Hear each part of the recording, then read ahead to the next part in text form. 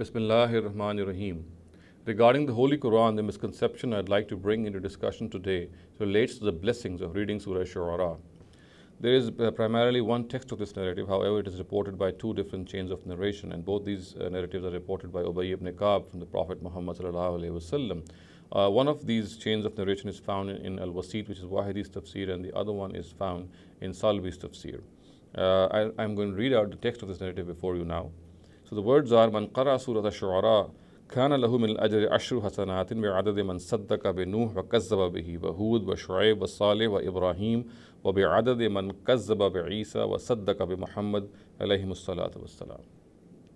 So this means that a person who recites Surah Shu'ara, then for every person who rejected or testified to the prophethoods of Noah, of Hud, of Shu'aib, of Saleh, and of Ibrahim. So for each of these prophets, all their rejectors and all people who testified for them, for each of these rejectors and for each of these people who testified to their prophethood, he shall receive the reward of 10 pious deeds. And the number of these rejectors and the number of these people who have testified, for each of them, he will be given the reward of 10 pious deeds.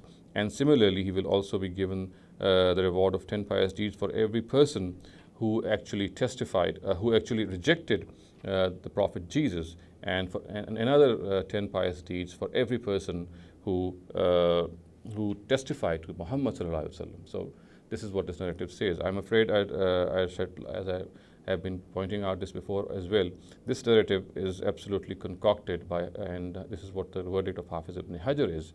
And perhaps this is because of the existence of two extremely weak narrators. One of them is Harun ibn Kasir, and the other one is Salam ibn Sulaym al-Madaini, about whom Hafiz Mizzi has the following comments recorded in his book Tahzib al-Kamal from various Rijal authorities.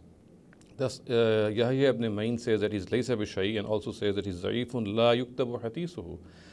Muhammad bin Abdullah bin Ammar al-Musli says that he's laysa bi-hujja, and Ibrahim bin Yaqub al-Juzjani says that he's ghayru thiqa. Abu Zur'a and Abu Hatim say that he's Za'if, and Imam Bukhari, Imam Nasai, and Abdul Rahman bin Yusuf bin Kharas say that he is matruk, he's been abandoned. And Imam Bukhari and Imam Bukhari also says that he is takallamu fihi, which means that of course there is a lot of negative discussion about him. Similarly, another comment of Imam Nasai about him is that laysa bi thiqa wa la yuktabu hadithuhu. And Abul Qasim al-Baghvi says that he is Za'iful Hadith Jiddan, that he is extremely weak in matters of Hadith. And Abdur Rahman bin Yusuf bin Kharash also says that he is a liar, he's a big time liar. So on the basis of this information, we can easily see why this narrative has been regarded as concocted by Hafiz ibn Hajar. And I should also like to point this out that even though the other chain of narration is different as recorded in Salbi with the same text, but the existence of these two exactly these two narratives is also found in that chain of narration. So there is no reason that we should regard that narrative to be concocted as well. All in all, we can say that the best way to read the blessings of a surah is to read it with a good translation, by understanding its message, by acting upon it, and by conveying its message to others, and by refraining from even thinking about acting upon what these narratives say, because they have no basis, and our own Hadith scholars have pointed this out very clearly. أقول قولي هذا واستغفر الله لي ولكم ولسائر المسلمين والمسلمات.